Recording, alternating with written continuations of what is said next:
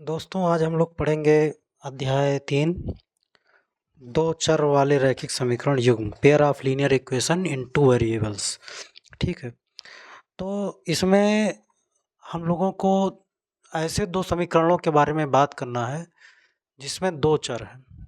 चर किसे कहते हैं इस पर हम लोग चर्चा कर चुके हैं। चर मतलब चर और अचर दो चीजें होती हैं, एक होता है चर और दूसरा होता है अचर। तो जिस चर मतलब चलता रहे, जिसका मान बदलता रहे, वेरी करता रहे, जैसे x और y हो गए, z हो गए, इन सब का मान भाई x का मान कुछ भी ले सकते हैं, हम कुछ भी मान सकते हैं, y का मान कुछ भी ले सकते हैं। तो इसका मान कोई स्थिर नहीं है, निश्चित नहीं है, ये बदलता रहता है। ठीक, इसीलिए इनको चर कहा जाता है। जबकि अचर क्या है? अचर कोई संख्या हो सकती है, छोटी संख्या, बड़ी संख्या, कुछ भी हो सकती है इस तरीके से। ठीक, क्योंकि इनका मान निश्चित है। 4 की कीमत 4 ही रुपए होगी, 8 रुपए की कीमत 8 रुपए होगा। ठीक, तो हमें दो चर वाले ऐसा समीकरण पढ़ना है जिसमें दो चर हो कम से कम। ठीक, दूसरी चीज रैखिक हो। रैखिक समीकरण की बात अगर हम कर लें तो जिस समीकरण का अधिकतम घात 1 होता है उसे रैखिक समीकरण कहा जाता है। और अधिकतम घात 2 होगा तो द्विघात समीकरण, अधिकतम घात 3 होगा तो त्रिघात समीकरण। जैसे ax plus B Y plus C equal to 0, ये क्या है? ये एक लीनियर इक्वेशन है, रैखिक समीकरण है। इसमें देखिए दो चर भी हैं और ये एक समीकरण भी है। समीकरण में ध्यान रखिएगा, बहुपद और समीकरण में थोड़ा सा अंतर होता है। हम लोग बहुपद पढ़ चुके हैं। बहुपद में क्या होता है? सिर्फ पद होते हैं, एक या एक से अधिक पद होते हैं। ठीक, लेकिन समीकरण में दो पक्ष होते हैं, दायां पक्ष और बायां पक्ष, राइट हैंड साइड और लेफ्ट हैंड साइड। ठीक है, तो हम लोग इस चैप्टर में जो पढ़ने जा रहे हैं वो रैखिक समीकरणों के युग्म पर आधारित प्रश्न को पढ़ेंगे। इसमें जो मुख्य चीज़ है, अब यहाँ पर देखिए, अभी हम बात कर रहे थे रैखिक समीकरण की, तो इसकी जिसका घात कुछ नहीं लिखा रहता है उसकी घात 1 मानी जाती है। इसके भी तो अगर हम इस समीकरण में बात करें तो दो चर हैं x और y, और दोनों की घात कितनी है? 1 है। तो इसलिए इस समीकरण की घात कितनी होगी? पूरे समीकरण की घात 1। इस वजह से इसको रैखिक समीकरण कहा जाएगा। अगर यही होता a x square plus B y या b x plus C equal to 0, तो यहाँ पर अधिकतम घात 2 है, तो ये द्विघात समीकरण हो जाता। ठीक है, तो हमें अभी द्विघात नहीं पढ़ना है, हमें कौन सा पढ़ना है? एक घात वाला, यानी रैखिक समीकरण। तो इसमें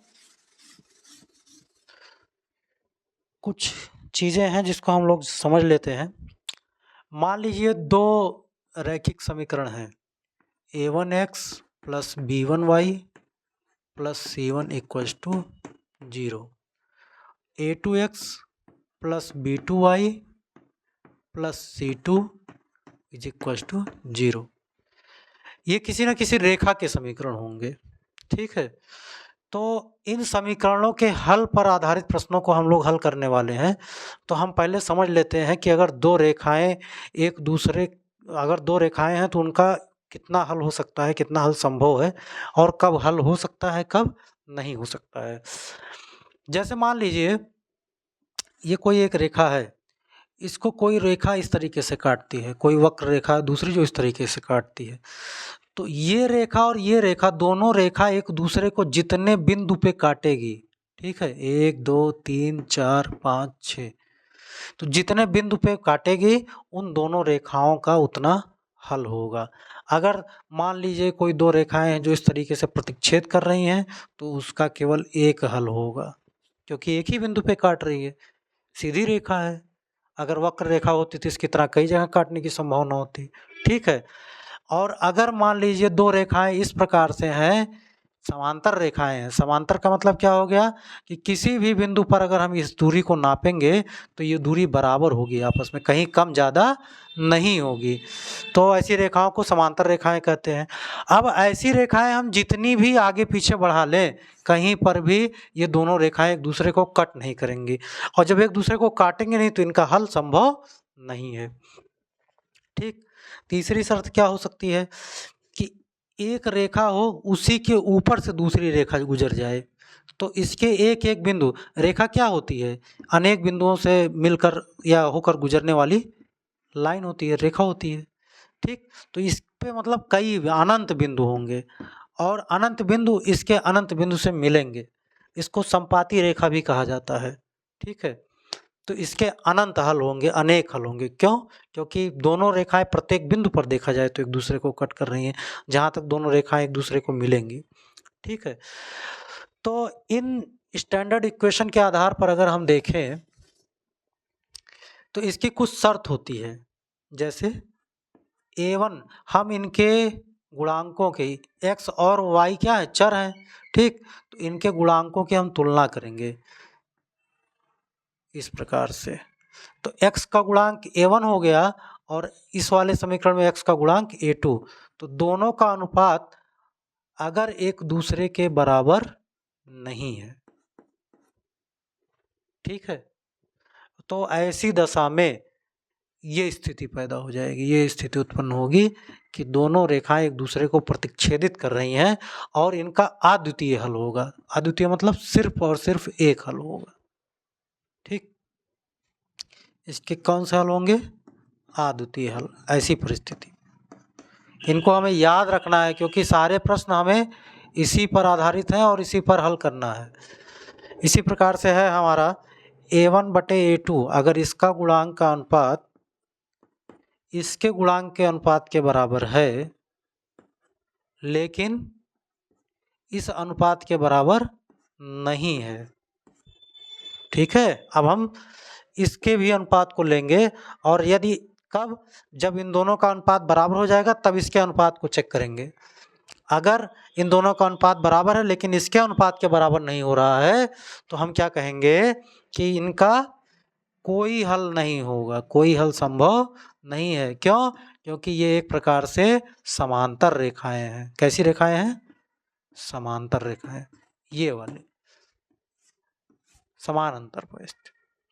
ठीक, और अगर A1/A2 बराबर B1/B2 बराबर C1/C2 है तो ऐसी स्थिति में दोनों रेखाएं समपाती रेखाएं कहलाएंगी। कैसी रेखाएं? समपाती रेखाएं। और समपाती रेखाओं के अनेक हल होते हैं, इसके अनेक या अनंत हल संभव हैं। ठीक है, और जिसका हल संभव होगा उन्हें संगत रेखाएं भी कहा जाता है, जिनके हल संभव नहीं है उन्हें असंगत रेखाएं कहते हैं। चलिए अब इस पर आधारित हम लोग प्रश्नों को हल करेंगे। ये सूत्र जो अभी हमने लिखाया है इसको वीडियो आप रोक करके कहीं कॉपी में नोट कर लीजिएगा, याद कर लीजिएगा, तभी आप इसके प्रश्नों को हल कर पाएंगे। तो इन्हीं तीनों सूत्रों पे हमारा प्रश्नावली 3.1 निर्भर है और इसी पर हम प्रश्न को हल करेंगे। अब आइए देखते हैं प्रश्नावली 3.1 का प्रश्न। जैसे पहला प्रश्न दिया गया है, सिद्ध करें कि C का एक ऐसा मान है जिसके लिए निकाय CX + 3Y = C - 3 और 12X + CY = C के अंततः अनेक हल होते हैं, तो इस मान को ज्ञात करें। हमें इन दोनों समीकरण में दिया गया कि इन दोनों के अंततः अनेक हल होते हैं। अब हमें बताना है कि C का ऐसा कौन सा मान लें जिसके लिए इन दोनों समीकरण के अंततः अनेक हल हों। तो इसके लिए अंततः अनेक हल के लिए हमने आपको शर्त बताई थी कि A1/A2 बराबर B1/B2 बराबर C1/C2। लेकिन उसके पहले हमें इसको स्टैंडर्ड रूप में लेना पड़ेगा, स्टैंडर्ड इक्वेशन, मानक जो समीकरण होता है उसके रूप में। तो CX + 3Y दाहिना पक्ष हमें 0 करना पड़ेगा, तो हम C - 3 को इधर लेके आ रहे हैं, तो ये पूरा C - 3 इधर आ रहा है, तो इधर प्लस है समझ लीजिए, इधर आएगा तो माइनस हो जाएगा। ठीक, अब यहाँ 0 हो जाएगा। अब इसी प्रकार से इसको अगर हम करें तो 12X + CY minus C is equal to 0।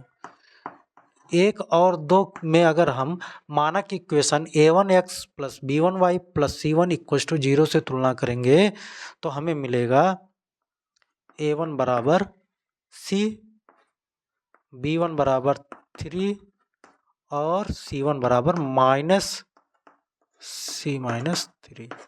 ठीक, a2 बराबर हमको क्या मिलेगा, इसमें हम तुलना करेंगे तो a2 हमको 12 मिल जाएगा और b2 हमको मिल जाएगा c और c2 हमको मिल जाएगा माइनस c। अब इसमें हम मान रख देंगे, तो चलिए इसको हम यहाँ करते हैं। a1 क्या है c और a2 है 12, तो c बटे में 12। फिर b1 है हमारा 3 और b2 है c, तो 3 बटे में c। उसके बाद c1 बटे c2 तो minus c minus 3 upon minus c। ये हमारी जो कंडीशन थी अद्वितीय अनेक हल की फुलफिल हो गई।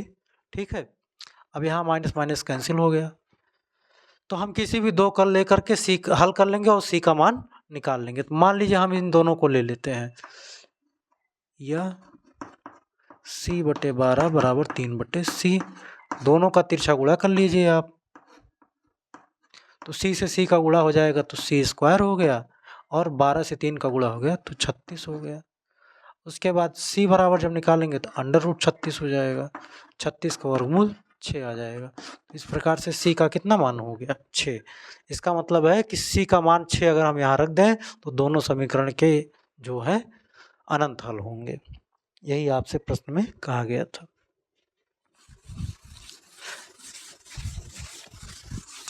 प्रश्न नंबर 2 देखते हैं हम लोग। प्रश्न नंबर 2 में कह रहे हैं अनुपातों a1 बटे a2, b1 बटे b2 और c1 बटे c2 की तुलना कर ज्ञात कीजिए कि निम्न समीकरण युग्म द्वारा निरूपित रेखाएं एक बिंदु पर प्रतिच्छेद करती हैं, समांतर हैं अथवा समपाती हैं। तो चलिए हम इसको हल करते हैं। पहला जो समीकरण युग्म दिया गया, युग्म मतलब होता है जोड़ा, तो यहाँ पर पहला समीकरण जो दिया गया है 5x minus 4y plus 8 is equal to 0 और दूसरा समीकरण जो दिया गया है वो 7x plus 6y minus 9 is equal to 0। तो ये 2 समीकरण हमको दिए गए हैं और हमें ज्ञात करना है कि ये समांतर हैं, प्रतिच्छेद करती हैं, समपाती हैं। तो पहले हम तुलना करेंगे standard equation a1x plus b1y plus c1 is equal to 0 से। तो हमको यहाँ पे मिल जाएगा a1 बराबर 5, ठीक है ना।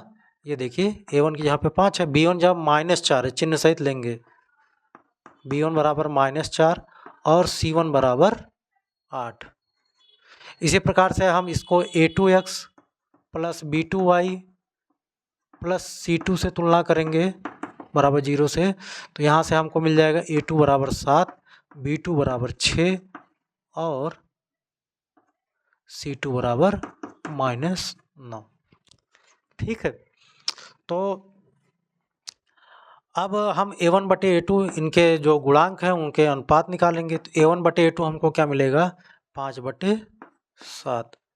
फिर b1 बटे b2 निकालेंगे तो b1 बटे b2 क्या है माइनस 4 बटे में 6 हो जाएगा।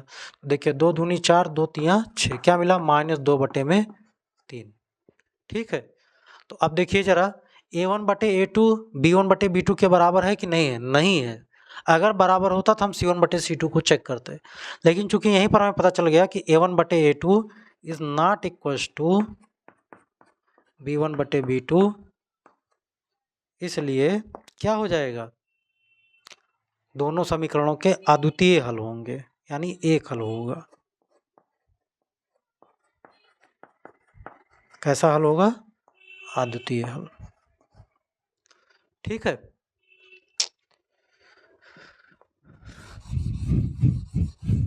आइए इसका सेकंड पार्ट देखते हैं।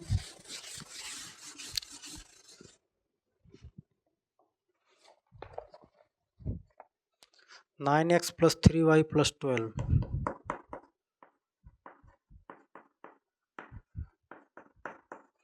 = 0, 18x + 6y + 24 = 0। अब अगर हम तुलना करते हैं तो हमको यहाँ से मिल जाएगा a1 बराबर 9, b1 बराबर 3 और c1 बराबर 12। इसी प्रकार से यहाँ पे a2 मिल जाएगा 18, b2 मिल जाएगा 6 और c2 मिल जाएगा 24। ठीक है, तो अब हम इनके गुणांकों की तुलना करेंगे अनुपात का। तो a1 है 9 और a2 है 18। 9 एकम 9, 9 दूनी 18, 1/2 मिल गया। b1 बटे b2 निकालते हैं तो 3 है और 6 है, 3 एकम 3, 3 दूनी 6। अब देखिए क्या हो गया, a1 बटे a2 बराबर b1 बटे b2 हो गया। अब हम c1 बटे c2 को भी चेक करेंगे, तभी हम अंतिम निर्णय पर पहुंचेंगे। जब दोनों बराबर हो जाएगा तो हमें c1 और c2 के अनुपात को भी निकालना होगा। तो c1 है आपका 12 और c2 है 24। 12 एकम 12, 12 दूनी 24, क्या आ गया 1/2। तो यहाँ पर देखिए दायां पक्ष बराबर है तो बायां पक्ष भी बराबर हो जाएगा, यानी कि हमें क्या मिल गया, a1 बटे a2 बराबर b1 बटे b2 बराबर c1 बटे c2। चूँकि तीनों अनुपात बराबर हैं इसलिए इसके क्या कैसे हल होंगे, अनंत हल होंगे, अनेक हल होंगे। ठीक है,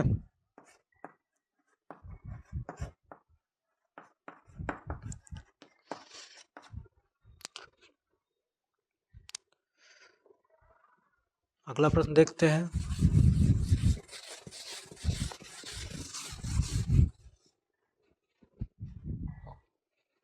इसका तीसरा पार्ट दिया गया है।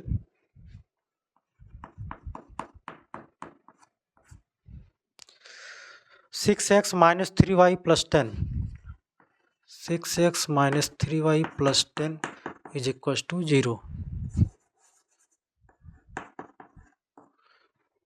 और सेकंड इक्वेशन है 2x - y + 9 = 0।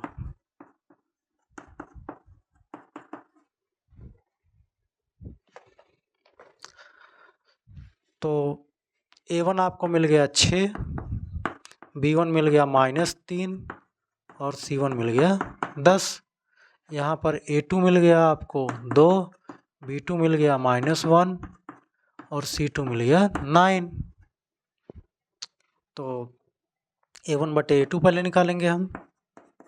a1 है 6, a2 है 2, 2 एकम 2, 2 तियाँ 6, 3 आ गया समझ लीजिए। या अनुपात देख रहे हैं तो 3/1 भी कर लीजिए, कोई दिक्कत नहीं है। अब हम b1 बटे b2 निकाल रहे हैं तो b1 है -3 और b2 है -1, माइनस माइनस कैंसिल हो गया तो 3/1 आ गया।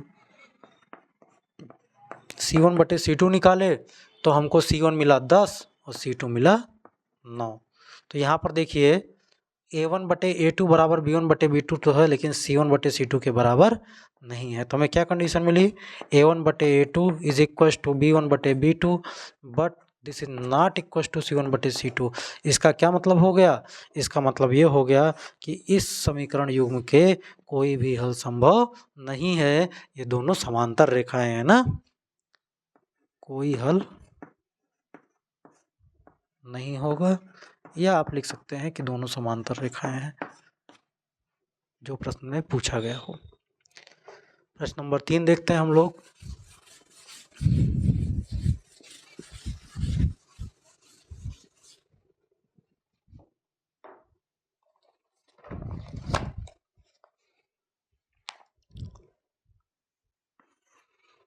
प्रश्न नंबर 3 देखिए दिया गया है, अनुपातों a1 बटे a2, b1 बटे b2 तथा c1 बटे c2 की तुलना कर ज्ञात कीजिए कि निम्न रैखिक समीकरणों के युग्म संगत हैं या असंगत हैं। हमने शुरुआत में ही आपको बता दिया था कि अगर समीकरण का हल संभव होगा तो मान संगत होंगे, नहीं तो असंगत होंगे। तो हम लोग क्या करेंगे, तुलना करके निकालेंगे। तो पहला इक्वेशन देखिए दिया गया है, समीकरण तीसरे का पहला प्रश्न दिया गया है। 3x plus 2y is equal to 5, 3x plus 2y is equal to 5 और 2x minus 3y is equal to 7।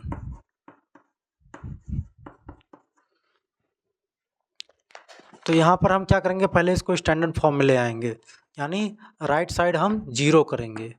तो 5 को इधर ले आएंगे तो -5 इज इक्व टू 0। इसी प्रकार से इसको भी कर लेते हैं, -3y minus 7 is equal to 0।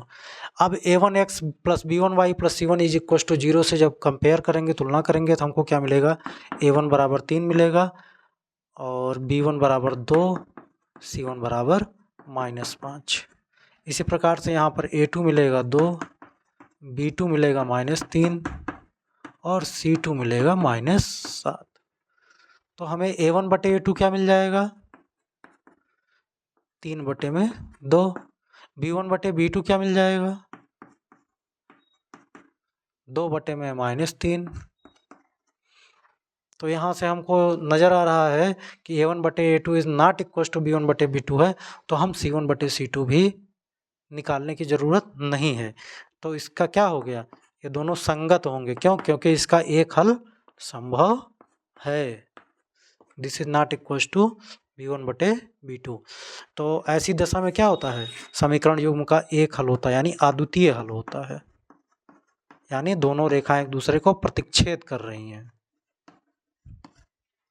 प्रतिच्छेदित रेखाएं हैं। ठीक है, तो लेकिन यहाँ पर आपसे पूछा गया था कि संगत हैं कि असंगत हैं। तो जब हल संभव होगा तो संगत है, और अगर हल संभव नहीं होगा तो असंगत है। अच्छा, हल संभव कब नहीं होगा, जब दोनों रेखाएं समांतर रेखाएं होंगी, तब उनका कोई भी हल संभव नहीं होगा। यानी a1 बटे a2 बराबर b1 बटे b2 हो but not equal to c1 बटे c2 होगा, तो उस केस में असंगत हो जाएगा। चलिए इसका दूसरा पार्ट देखते हैं।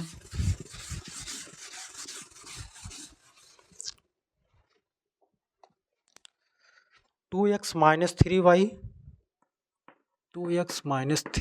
इज इक्व टू 8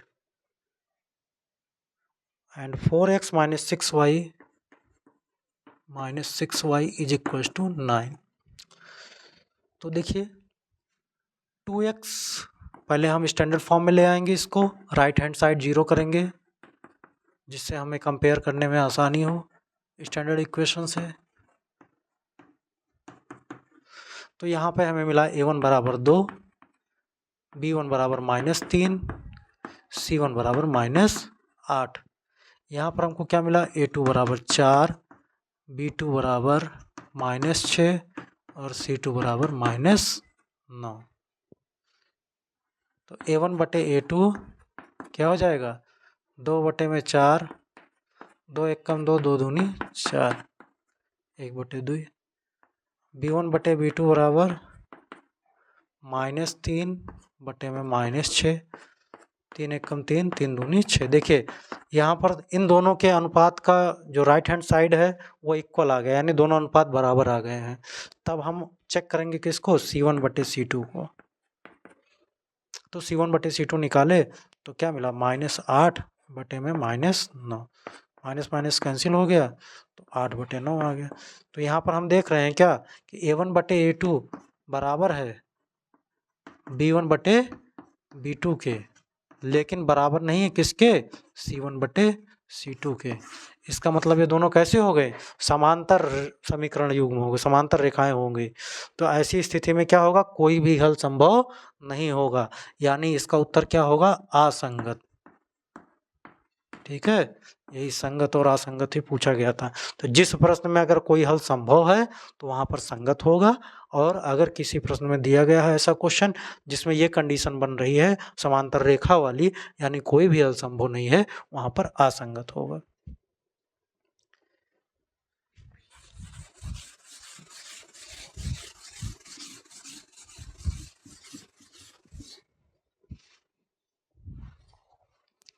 तीसरा पार्ट देखते हैं इसका।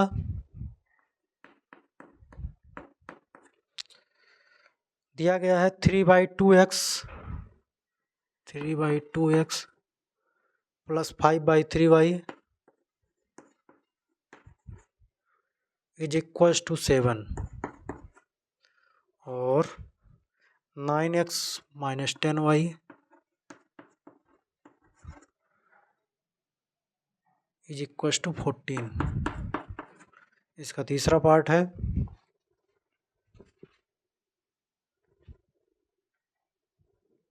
तो तीसरा पार्ट देखते हैं हम लोग क्या करेंगे, पहले इसको लीनियर मतलब इस फॉर्म में चेंज कर लेंगे। लीनियर इक्वेशन तो है ही, क्योंकि अधिकतम घात 1 है। तो क्या करेंगे, इन दोनों का जो एलसीएम है यानी 3 दूनी 6, इसका एलसीएम हो जाएगा 6 से हम पूरे समीकरण में गुणा कर देते हैं। ठीक, तो जब 6 से यहाँ पर हम गुणा करेंगे तो देखिए क्या होगा, 5/3 गुणे 6 बराबर 7/3। ओ 6 से गुणा कर रहे हैं ना, 6 तो 2 तिया 6 यानी 3 त्रिका 9x हो जाएगा। धन 3 एकम 3, 3 दूनी 6, 5 दूनी 10y। हमने ये आप लोगों को समझाने के लिए ऐसा लिखा है, आप चाहें तो डायरेक्ट भी गुणा कर सकते हैं, इस तरीके से लिख के काटने की ज़रूरत नहीं है।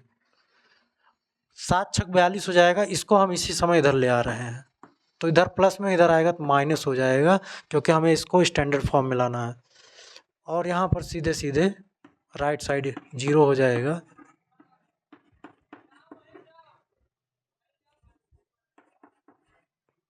ठीक है, अब हम निकाल लेते हैं A1/A2। A1 है 9 और A2 है 9। क्या आ गया, 1 या 1/1, जो भी लिखना चाहें आप।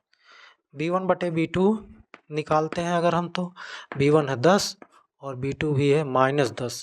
लेकिन यहाँ पर क्या आ जाएगा, कट तो जाएगा लेकिन आ जाएगा 1/में -1 या -1/1, जो भी लिखना चाहें। तो यहाँ पर क्या आ गया, A1/A2 is not equal to B1/B2। तो ऐसी दशा में आपको C1/C2 तक जाने की ज़रूरत नहीं है, क्योंकि हमें पता चल गया कि इसका अद्वितीय हल प्राप्त होगा, एक ही हल प्राप्त होगा। लेकिन अगर एक भी हल प्राप्त हो रहा तो ऐसी दशा में क्या होगा, संगत होगा। समीकरण युग्म कैसे होंगे, संगत समीकरण युग्म होंगे। आइए इसका चौथा पार्ट देखते हैं।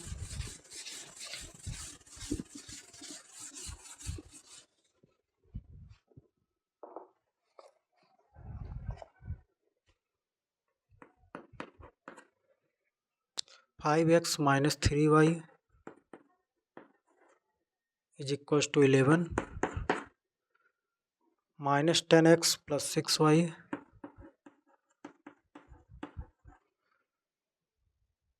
-22)। तो फिर इसको हम पहले मानक समीकरण के रूप में लिखेंगे और दाहिना पक्ष 0 कर लेंगे। और यहाँ पर 11 प्लस में था, इधर आया माइनस में हो गया। -10x + 6y -22 इधर आएगा तो +22 हो जाएगा इज इक्वल टू 0। अब हमें A1/A2 निकालना है। तो A1 है 5 और A2 है -10। 5 एकम 5, 5 दूनी -1/2 आ गया। इसी प्रकार से B1/B2 निकालेंगे हम। तो B1 है -3 और B2 है 6। तो 3 एकम 3, 3 दूनी 6, -1/2 आ गया। देखिए A1/A2 बराबर B1/B2 आ गया है। तो हम C1/C2 चेक करेंगे। C1/C2, तो C1 है -11 और C2 है +22। 11 एकम 11, 11 दूनी 22, -1/2। ठीक, तो ऐसी दशा में क्या हो गया, हमको तीनों पक्ष बराबर मिल गए, यानी A1/A2 बराबर B1/B2 बराबर C1/C2। तो ऐसी परिस्थिति में क्या होता है, समपाती रेखाएं होती हैं और समीकरण के अनेक हल, अनंत हल होते हैं। तो इसका मतलब क्या हो गया, ये भी क्या हो गया, संगत हो गया। ठीक, तो तीसरे प्रश्न में 4 ही पार्ट थे। चौथे प्रश्न में भी वही दिया गया है, आपको संगत और असंगत ही ज्ञात करना है।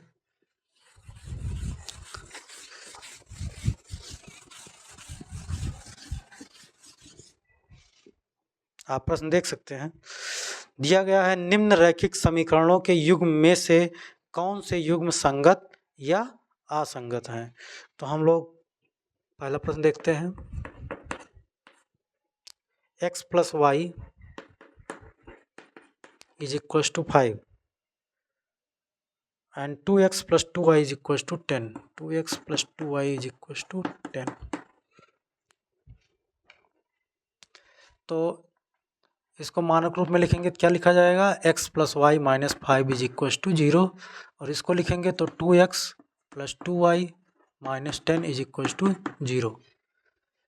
तो यहाँ पर a1 बटे a2 निकाला जाएगा, a1 बटे a1 इसका 1 है, यहाँ पर x का कोफिशिएंट कुछ नहीं मतलब 1 गुणे x है, तो a1 आपका 1 हो गया x, और यहाँ पर 2 a2 हो गया, तो यानी आपको a1 बटे a2 क्या मिला, 1 बटे 2।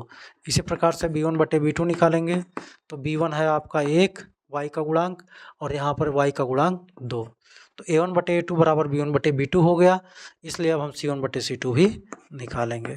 तो c1 बटे c2 आ गया -5 बटे में -10, तो क्या हो गया 5 एकम 5, 5 दूनी 10, 1 बटे 2 ये भी आ गया। तीनों पक्ष चूँकि बराबर हो गए, यानी कि हमको क्या मिला यहाँ से, a1 बटे a2 बराबर b1 बटे b2 बराबर c1 बटे c2।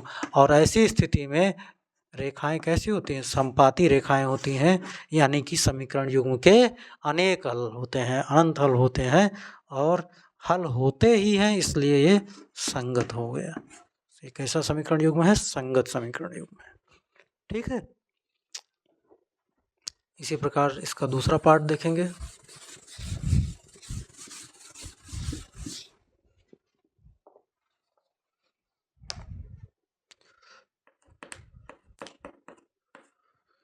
दूसरा है x माइनस वाई बराबर 8, 3x माइनस 3y बराबर 16,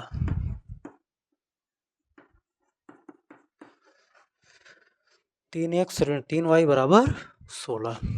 तो यहाँ पर हम फिर इसको दाहिना पक्ष 0 कर लेंगे,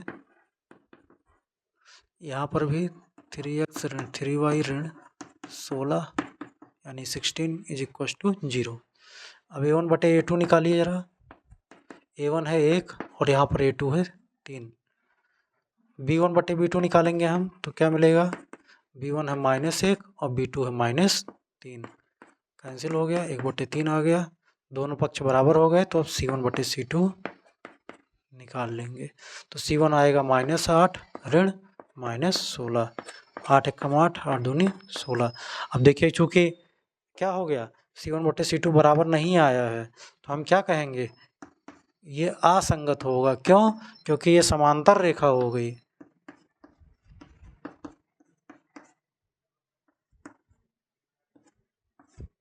और ऐसी दशा में समीकरण युग्म का कोई हल नहीं होता है, और जब कोई हल नहीं होगा तो ये कैसा युग्म कहलाएगा, असंगत युग्म कहलाएगा।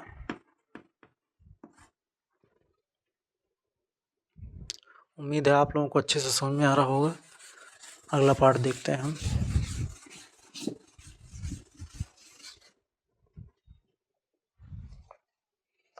चौथे का तीसरा पार्ट है,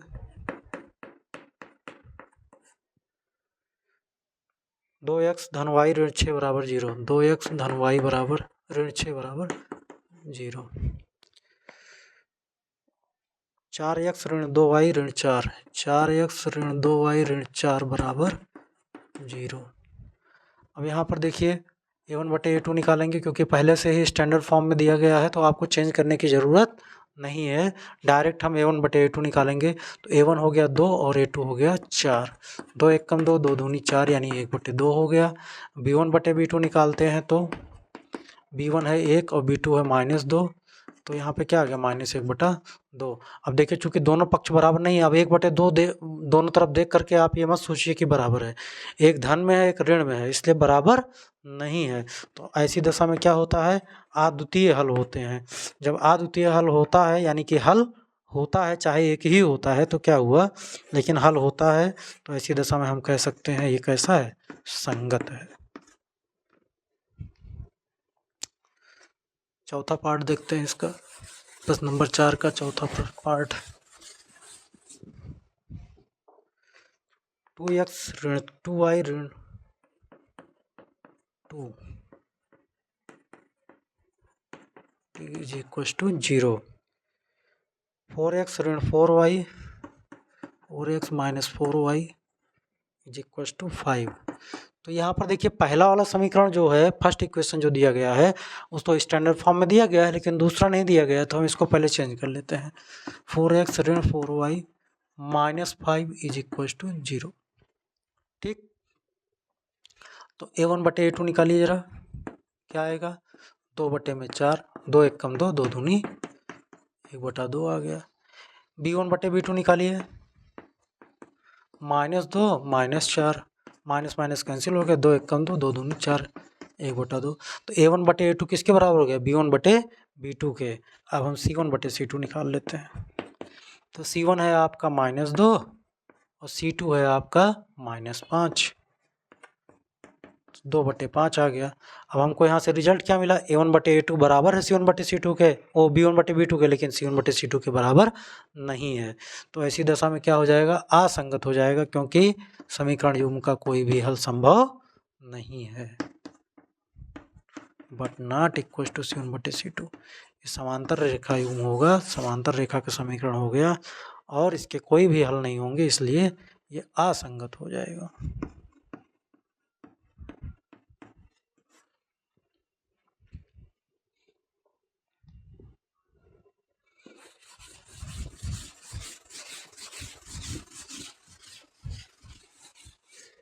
प्रश्न नंबर 5 देखिए, दिया गया है एक आयताकार बाग जिसकी लंबाई चौड़ाई से 4 मीटर अधिक है का अर्ध परिमाप 36 मीटर है। बाग की बीमाएं ज्ञात कीजिए। बीमाएं मतलब भुजा हो गया, ठीक है ना, कितनी लंबाई है और कितनी चौड़ाई है। तो दिया गया है लंबाई चौड़ाई से 4 मीटर अधिक है। हम मान लेते हैं, माना बाग की चौड़ाई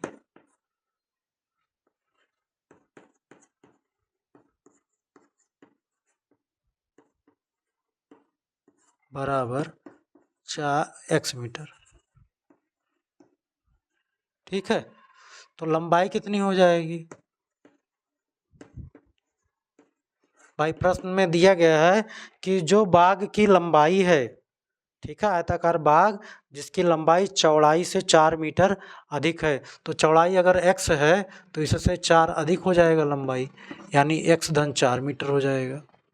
ठीक, अब आगे आप लोगों को दिया गया है कि बाग का अर्ध परिमाप, आयताकार बाग का अर्ध परिमाप 36 मीटर है।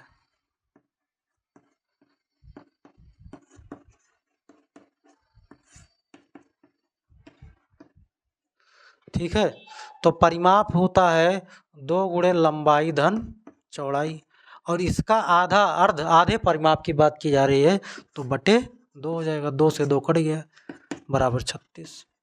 तो लंबाई आपकी यहाँ पे दिया गया है x धन 4 और चौड़ाई दिया गया है x, तो प्लस x बराबर 36। तो 2x धन 4 बराबर 36, तो 2x बराबर कितना हो गया, 36 ऋण 4, यानी 2x बराबर 32। तो यहाँ से x बराबर क्या मिल गया, 32 बटे में 2, यानी 16। x का मान आ गया 16। अगर x का मान 16 आ गया मतलब चौड़ाई मिल गई। बाग की चौड़ाई कितनी है, 16 मीटर।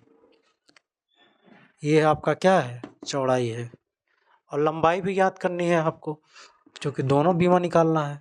तो लंबाई है x धन 4 बराबर x का मान है 16 धन 4 बराबर 20 मीटर। यही आपका दोनों उत्तर हो गया। इस वीडियो में बस इतना ही रखते हैं, अगला प्रश्न अगले वीडियो में।